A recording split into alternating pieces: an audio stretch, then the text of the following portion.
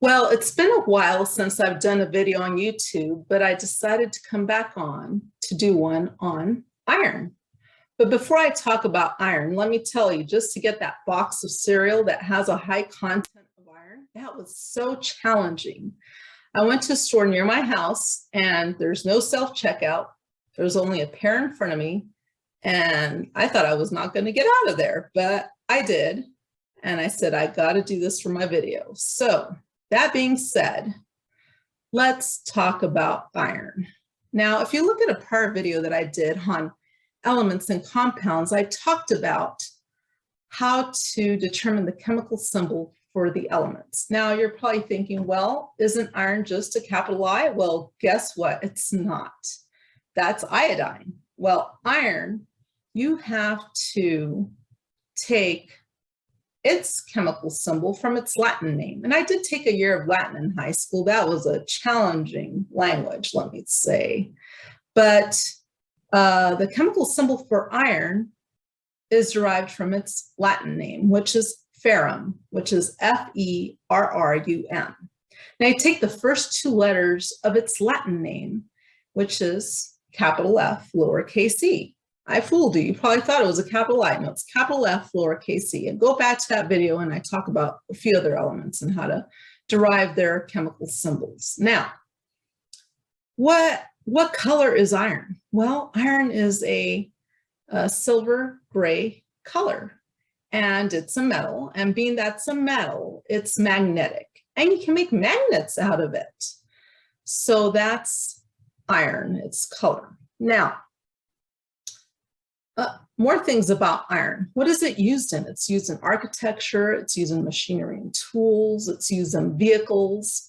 So that's iron. But what is it good for? What do I need iron for? Why do I need to take, have a daily intake of iron? Well, you need it so that it transfers oxygen in your blood to other parts of your body. Without it, you're not going to have oxygen. Now, too much of it, on the other hand, just like anything, too much of anything is bad for you. It can be toxic. So just have a moderate intake of iron. So that's iron there. Now, it's a good conductor of heat and electricity as well. But you do have to get a good intake of iron in your meals. So that being said, I have done this experiment beforehand and I took a picture of what the magnet grabbed. Now I used neodymium magnets. When I bought them at the store, I was imagining these huge magnets. It says it was going to be 10 magnets and they were cheap. And I'm like, okay, well, I pulled them out and they were small magnets. So I just used a whole combination of magnets put together to do this experiment. But I did do this last night because I want to make sure it worked, and it did. And I took a picture of the iron that I grabbed. And let's see how successful I am in this live video to do the very same thing. I still left my 2 pieces of iron I picked up from last night. Now, I'm going to take off my face and I'm going to show you the bowl of cereal that I crushed into a very fine powder, as you can see here. See how fine that is? That is like the finest I could get. This was hard, probably because it's got metal in there. But this is the finest I could get it. Now, the neodymium magnets, they're a rare earth magnet. That's the strongest magnet you're going to find. I've tried this before with other magnets and it didn't work. That's why I never did the video. And I said, I got to do this. I got to take time to do this. There's other ways to do this experiment. There's people that put water. I just want to keep it dry and hopefully it's simpler to do. Now, I don't know if you're going to be able to see this very well, but that's the fine powder. And I'm putting it like in a little row here. Like, let's see what these magnets attract. I only have like 2 little pieces of iron on here already that I took a picture of just in case it doesn't work as successfully as the other day. Now, this was hard to crush. Now, I don't know if you're going to be able to see this. It's going to be hard to see this. I'm just putting the magnet as close as I can. Ooh, it's like it's moving. I can see it moving. I don't know if you can. That's going to be hard to tell. So see, oh, there it is. See, it grabbed stuff, the cereal. I'm not even touching it to the cereal. And I'm seeing it move. I'm really seeing it move here.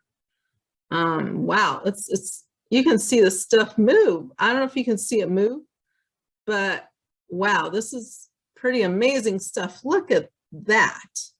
Look at all the cereal it grabbed, and I'm not even touching it. Let's go on the other side of this magnet. I just want to see what it's doing. Yeah, you didn't realize how magnetic your cereal, your bowl of cereal is. Oh my goodness. Okay, you see some activity, but if you don't crush this fine, it won't really, look at that. Now, let me tell you, this is, okay, how much iron does this cereal have? This cereal, oh my God, it's still grabbing stuff. I had never crushed it this fine in prior times that I've tried this, but let me tell you, this is some crazy stuff. But I'm going to show you a picture of what I picked up the other day. So this was a successful experiment. I've tried it before, like I said, and it was not this successful. Wow. You use the right magnet, you get the right cereal, and you got your experiment done. Now, there's people that use water. They'll mix it with water. They'll zip it in a Ziploc bag, and they'll run the magnet up against the Ziploc bag, and they'll see that silver gray metal that's there. Now, I'm going to take off my face again, and I'm going to share my screen. So here's my screen, and here's iron, capital F, lowercase e, and it's atomic number 26 on the periodic table of elements. Now, let me show you what I got from my experiment last night. Now, before I go into this, I forgot to mention earlier that the reason I crushed the cereal into such a fine powder is because that's what frees up the iron particles. If you don't do that, it's not going to work as well. So if you enlarge this picture, look at that. These are the neodymium magnets I bought. There's 10 of them. They're small, as you can see. And here's iron. Look at that. That's in your cereal when it's a high content of iron. This cereal has 60% iron. And as you can see, it's silver gray in color. Like I said earlier, it's lustrous or shiny. And that is huge. Now in real life, this looks a little bit smaller. It doesn't look that big, but this picture, wow. Now, if you look at this bottom part, look at that speck. It's also silver gray in color. Amazing stuff. So that being said, that's the metal in your cereal. So watch out next time that you eat your cereal, that you don't break your teeth.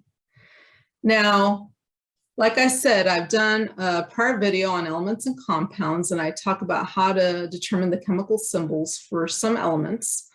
There's also a complete playlist on electron configuration that I did, and I finished the S, P, D, and F blocks of the periodic table if you want to take a look at that.